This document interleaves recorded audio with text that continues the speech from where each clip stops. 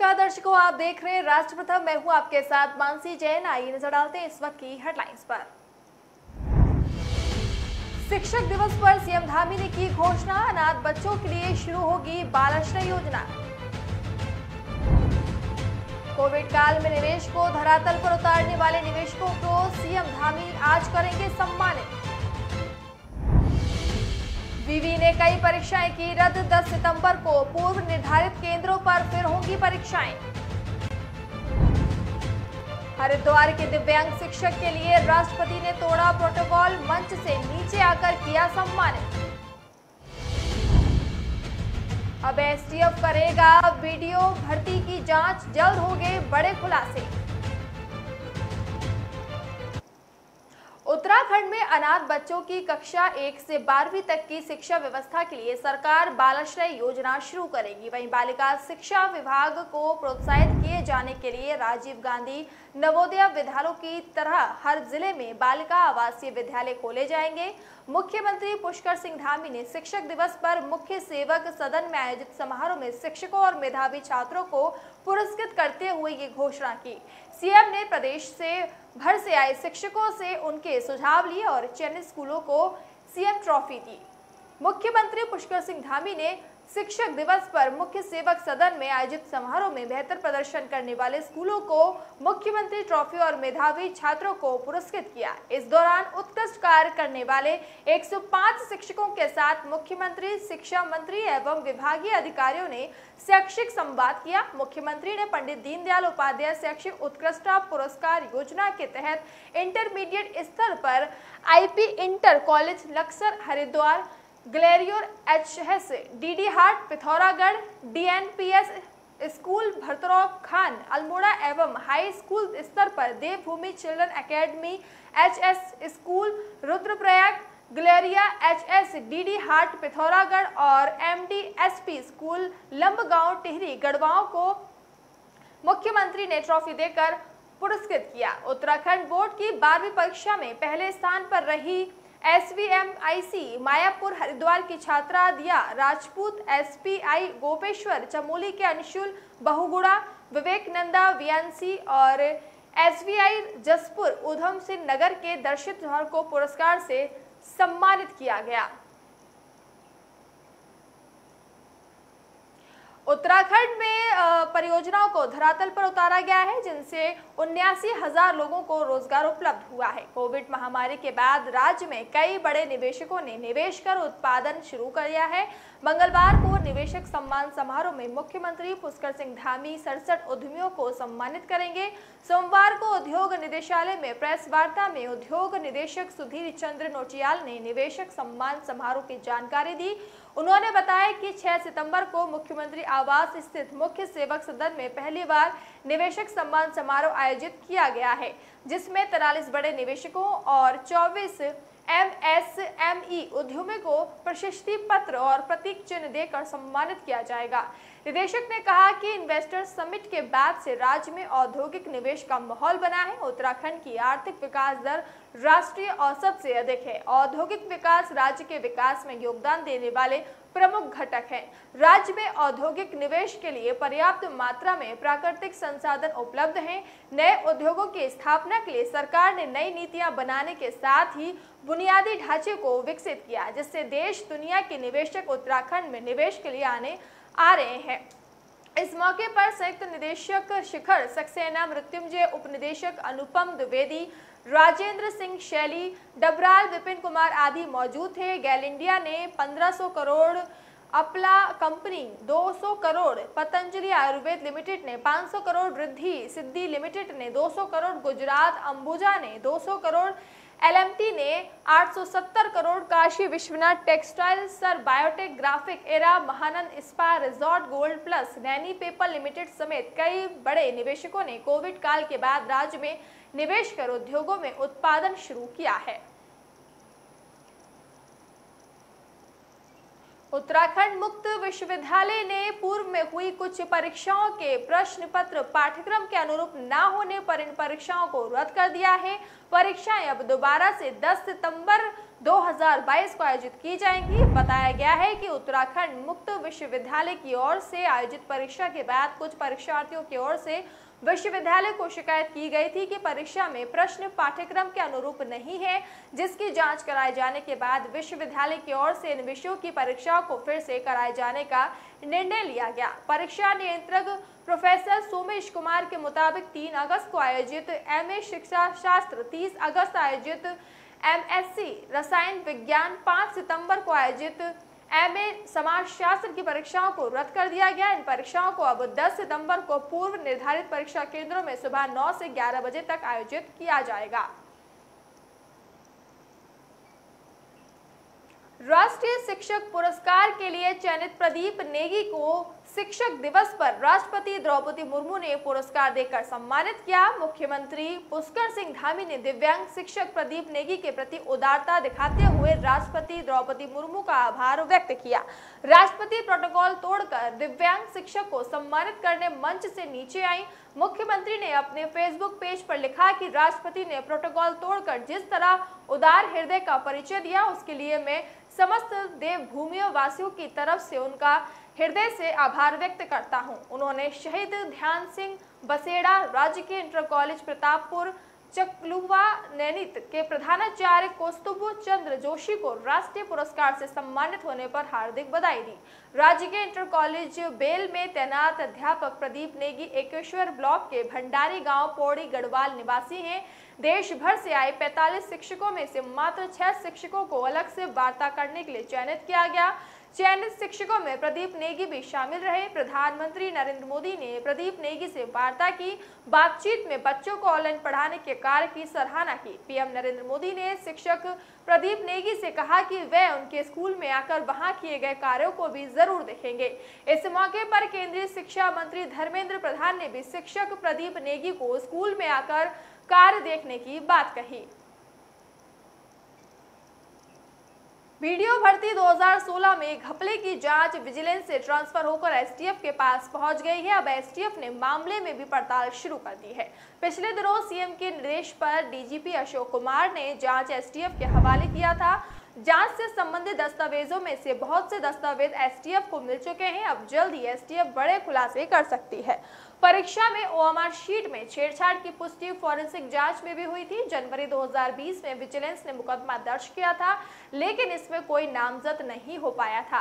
हालांकि जांच ट्रांसफर होने से कुछ दिन पहले ही विजिलेंस की ओर से किसी एक जल्द की गिरफ्तारी करने को कहा गया है।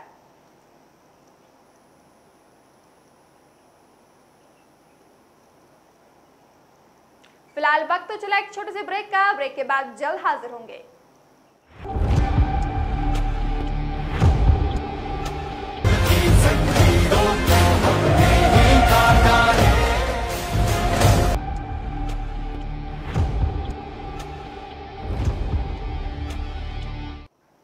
ब्रेक के बाद एक बार फिर से आप सभी का स्वागत है। केंद्र सरकार के विज्ञान एवं तकनीकी मंत्रालय के सहयोग से यहां कुमायूं विवि के भू विज्ञान विभाग में knowledge environment in research advancement through nurturing विषय पर 7 दिवसीय कार्यशाला शुरू हो गई है। कार्यशाला में भू विज्ञान के 10 नामी विदेशी वैज्ञानिक देश की 20 युवा महिला भू वैज्ञानिकों को भू विज्ञान और उससे जुड़े अन्य विषयों की जानकारी देंगे। विश्वविद्यालय के भू विज्ञान विभाग में विज्ञान संख्याध्यक्ष प्रोफेसर AB मेलकानी की अध्यक्षता में आयोजित प्रशिक्षण कार्यशाला के विशिष्ट अतिथि महिला अध्यक्ष केंद्र की निदेशक प्रोफेसर नीता बोरा शर्मा व विज्ञान एवं तकनीकी मंत्रालय के वैज्ञानिक डॉक्टर उमेश कुमार थे।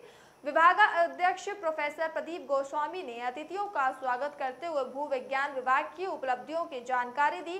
प्रोफेसर गोस्वामी ने कहा कि विभाग में उच्च कोटि के शोध कार्य चल रहे हैं। विभाग के छात्र उन सभी संस्थाओं में कार्यरत हैं जहां जहां भू वैज्ञानिकों की नियुक्ति होती है। उन्होंने कहा कि विभाग में वैज्ञानिकों और शोधार्थियों के गुणवत्ता युक्त उपकरण भी स्थापित किए गए हैं। डीएसटी के वैज्ञानिक डॉक्टर उमेश कुमार ने प्रशिक्षण कार्यशाला के उद्देश्य की जानकारी देते हुए युवा वैज्ञानिकों का आह्वान किया कि वे अपने उच्च कोटि के शोध परियोजना के प्रस्ताव मंत्रालय को भेजें ताकि इन परियोजना के लिए धनराशि उपलब्ध कराई जा सके। विशिष्ट अतिथि प्रोफेसर नीता बोरा शर्मा ने प्रतिभागियों को विश्वविद्यालय के महिला अध्ययन केंद्र के कार्यों और उपलब्धियों की जानकारी दी। इस मौके पर कार्यशाला के अंतर्राष्ट्रीय समन्वयक मोएजो फ्रांसुआ ने कहा कि कार्यशाला के दौरान प्रतिभागियों को व्याख्यान के अलावा प्रयोगशाला और फील्ड में भी भूविज्ञान से संबंधित जानकारियां दी जाएंगी। हरिद्वार त्रिस्तरीय पंचायत चुनाव के लिए आज से नामांकन पत्र जमा होने शुरू हो गए हैं। जिला पंचायत सदस्य पद के लिए नामांकन पत्र जिला पंचायत कार्यालय देवपुरा, ग्राम प्रधान एवं बीडीसी पद के लिए नामांकन ब्लॉक मुख्यालयों पर होंगे। नामांकन के दौरान सुरक्षा व्यवस्था की कड़ी व्यवस्था रहेगी। वहीं जिला पंचायत सदस्य पद के लिए 366 नामांकन खरीदे गए हैं, जबकि अब तक कुल 721 नामांकन पत्र बिक चुके हैं। त्रिस्तरीय पंचायत चुनाव को लेकर उम्मीदवार आज से अपने नामांकन पत्र दाखिल करेंगे। आरओ ब्रजेश तिवारी ने बताया कि जिला पंचायत कार्यालय में जिला पंचायत सदस्य पद पर नामांकन करने के लिए 3 काउंटर बनाए गए हैं। प्रत्येक काउंटर पर एक एआरओ तैनात किए गए हैं। उन्होंने बताया कि वार्ड 1 नंबर से 15 तक के लिए एक नामांकन काउंटर, 16 से 30 के लिए दूसरा और 31 से 44 वार्ड नंबर के लिए तीसरा काउंटर बनाया गया है। 80 ग्राम प्रधानों, 40 बीडीसी एवं करीब 932 ग्राम पंचायत सदस्य के लिए ब्लॉक मुख्यालय बहादुराबाद में नामांकन पत्र दाखिल होंगे। खंड विकास अधिकारी मानस मित्तल ने ब्लॉक मुख्यालय बहादुराबाद में भी तैयारियां पूरी कर ली है। पंचायत विभाग की तरफ से कुल 21 काउंटर बनाए गए हैं। 14 काउंटरों पर नामांकन पत्र जमा होंगे। 8 काउंटरों पर पूर्व की भांति नामांकन पत्रों की बिक्री जारी रहेगी। मुख्यालय में 1 निर्वाचन अधिकारी जबकि 14 सहायक निर्वाचन अधिकारियों की ड्यूटी लगाई गई है।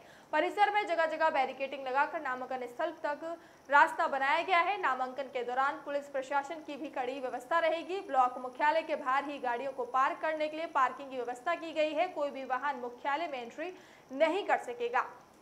उम्मीदवारों को कोई दस्तावेज लेकर इधर उधर नहीं दौड़ना पड़ेगा। इसके साथ ही परिसर में अधिवक्ताओं ने अपने टेबल लगाए हैं ताकि कोई दस्तावेज टाइपिंग और नोटिस आसानी से हो सके।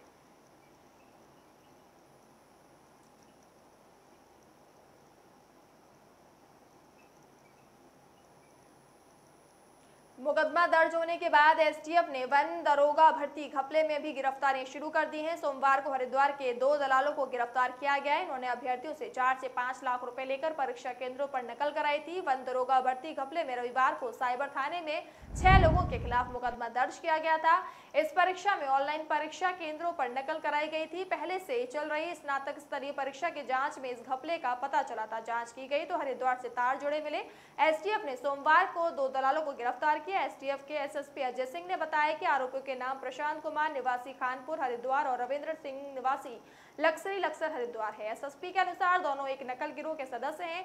इन्होंने अभ्यर्थियों से 4 से 5 लाख रुपए लिए और अपने साथियों की मदद से उन्हें नकल कराई। बताया जा रहा है कि ये सारे अभ्यर्थी नकल करने के बाद पास ही हुए थे।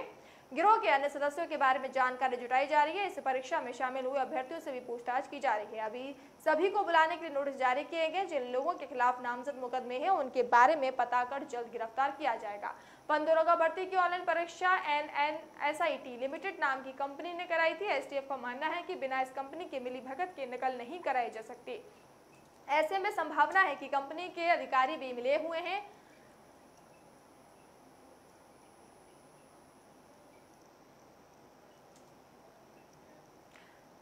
परिवहन निगम में कर्मचारियों के आंदोलन पर सरकार ने रोक लगा दी है। सोमवार को परिवहन निगम में 6 माह के लिए अति आवश्यक सेवा अनुसरण अधिनियम लगा दिया गया है। कर्मचारी यूनियन ने इसे हिटलरशाही आदेश करार दिया है। दरअसल उत्तरांचल रोडवेज कर्मचारी यूनियन ने रोडवेज में आउटसोर्सिंग एजेंसी के माध्यम से ड्राइवर कंडक्टरों की भर्ती का विरोध शुरू किया था। इसके तहत 2 सितंबर को 48 घंटे तक कार्य बहिष्कार घोषित किया गया था। हालांकि निगम प्रबंधन के साथ वार्ता के बाद फिलहाल आंदोलन टाल दिया गया था। इस बीच परिवहन निगम ने आंदोलन पर रोक के संबंध में एस्मा का प्रस्ताव शासन को भेज दिया था। सोमवार को परिवहन सचिव अरविंद सिंह हाकी ने 6 माह के लिए परिवहन निगम में सभी कर्मचारी संगठनों के किसी भी तरह के आंदोलन हड़ताल पर रोक लगाते हुए एस्मा का आदेश जारी किया था। उत्तरांचल रोडवेज कर्मचारी यूनियन के प्रदेश महामंत्री अशोक चौधरी ने कहा कि निगम प्रबंधन की ओर से उन्हें समाचार पत्रों में बयान देने पर नोटिस दिया गया है। सेवा नियमावली और ट्रेड यूनियन के नियमों के तहत कर्मचारी नेताओं को समाचार पत्र एवं एजेंसी में बयान देने का अधिकार प्राप्त है। उन्होंने कहा कि उनकी यूनियन निगम में भ्रष्टाचार और अनियमितताओं के मामले उठा रही है और आगे भी उठाती रहेगी। यूनियन नोटिस से डरने वाली नहीं है। खटीमा में दोस्तों के साथ शारदा सूखी नहर में नहाने गया किशोर पानी के तेज बहाव में डूबकर लापता हो गया। पुलिस व ग्रामीण की काफी खोजबीन के बाद भी किशोर का पता नहीं चल सका। पहाड़ों में हो रही बारिश के चलते शारदा नहर का जलस्तर काफी बढ़ा हुआ है। अमाउक निवासी विकास सिंह राणा पुत्र स्वर्गीय बलवीर सिंह राणा रविवार की देर शाम को अपने 7 साथियों के साथ लोहिया हेड स्थित शारदा सूखी नहर में नहाने गया था। बताया जा रहा है कि विकास तेज बहाव में डूबने लगा। साथियों ने उसे बचाने का काफी प्रयास किया, लेकिन वे पानी के तेज बहाव में लापता हो गया। साथियों ने घटना की सूची इनकाई पुलिस परिजनों व ग्रामीणों को दी। झनकाई थाना अध्यक्ष रविंद्र सिंह विशिष्ट दल बल के साथ घटनास्थल पर पहुंचे और डूबे किशोर की तलाश की, लेकिन अंधेरा होने से कहीं पता नहीं चल सका।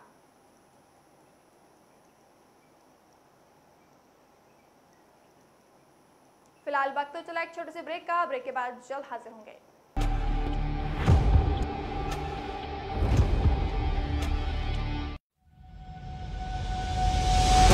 लहरों से डरकर नौका पार नहीं होती, कोशिश करने वालों की कभी हार नहीं होती। नन्ही चींटी जब दाना लेकर चलती है, चढ़ती दीवारों पर 100 बार फिसलती है। मन का विश्वास रगों में साहस भरता है। चढ़कर गिरना, गिरकर चढ़ना न अखरता है। आखिर उसकी मेहनत बेकार नहीं होती, कोशिश करने वालों की कभी हार नहीं होती। डुबकी या सिंधु में गोताखोर लगाता है, जा जाकर खाली हाथ लौट कर आता है। मिलते नहीं सहज ही मोती गहरे पानी में, बढ़ता 2 गुना उत्साह इसी हैरानी में। मुट्ठी उसकी खाली हर बार नहीं होती, कोशिश करने वालों की कभी हार नहीं होती। असफलता एक चुनौती है, इसे स्वीकार करो। क्या कमी रह गई देखो और सुधार करो। जब तक न सफल हो नींद चैन को त्यागो तो, संघर्ष का मैदान छोड़कर मत भागो तो। कुछ किए बिना ही जय जयकार नहीं होती, कोशिश करने वालों की कभी हार नहीं होती। कुछ नया करो।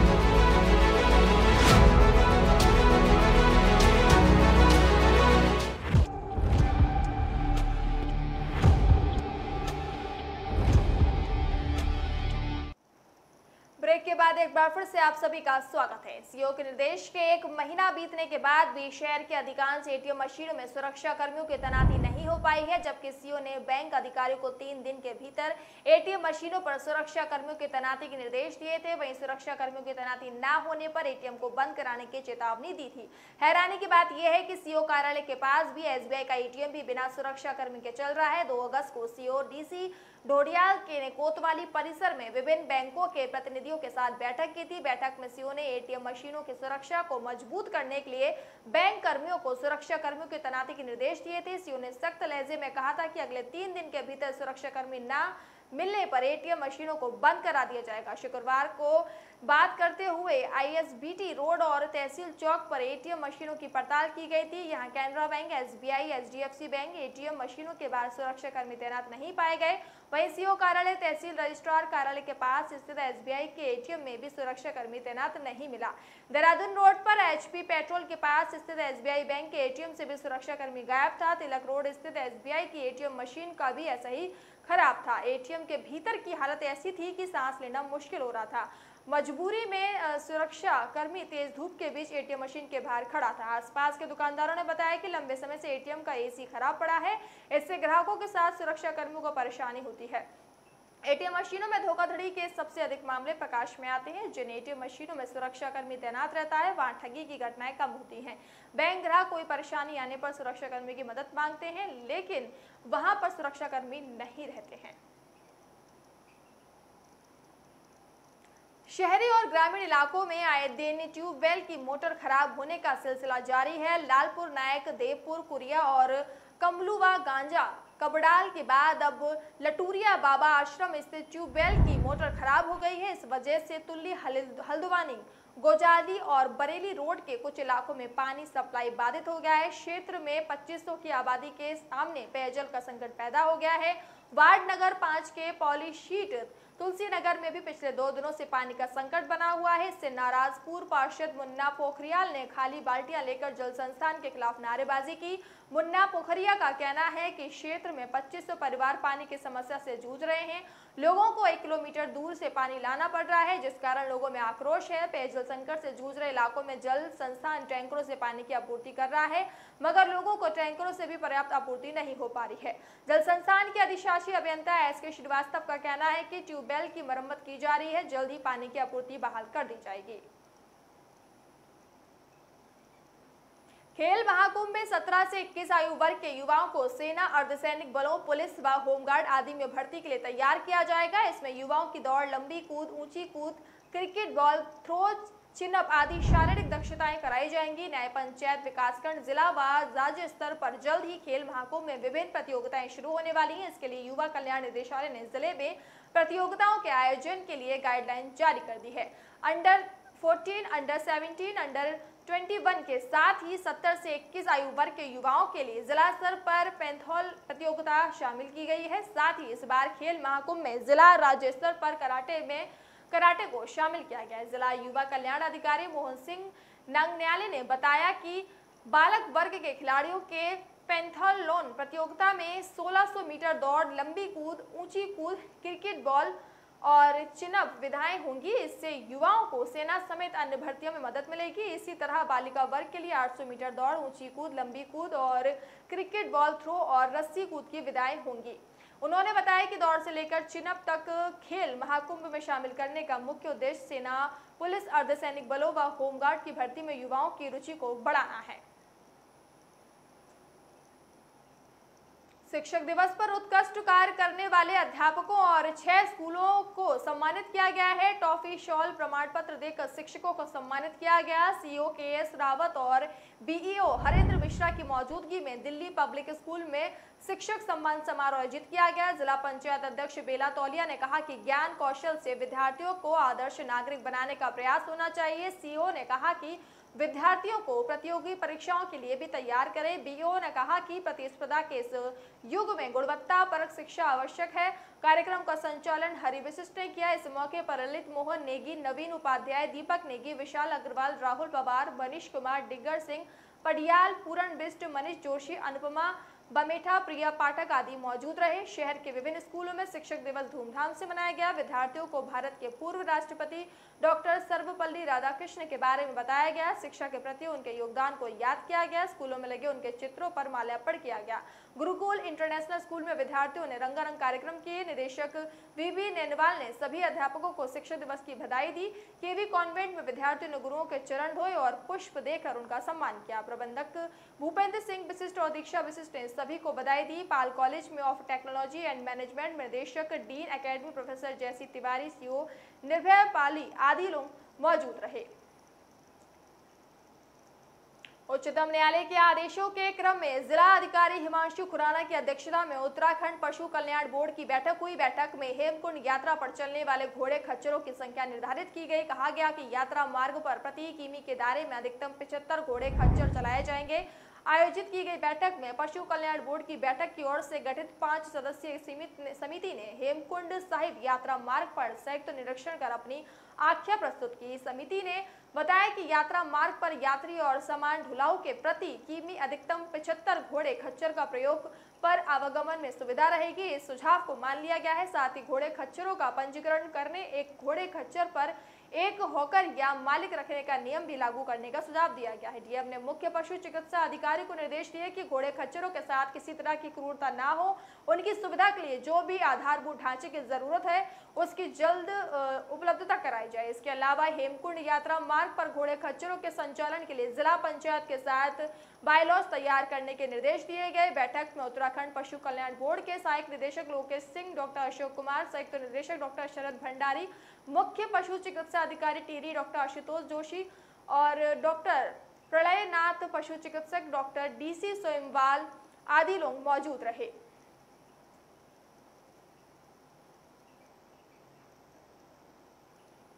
फिलहाल इस बुलेटिन में इतना ही। विस्तार से खबरों को पढ़ने के लिए आप हमारे वेबसाइट का प्रयोग कर सकते हैं। हमारे वेब का पता है www.kamalkartavya.com। हमारी कलम ही हमारा कर्तव्य है के उद्देश्य के साथ खबरों को आप राष्ट्र प्रथम के साथ देखते रहिए। नमस्कार।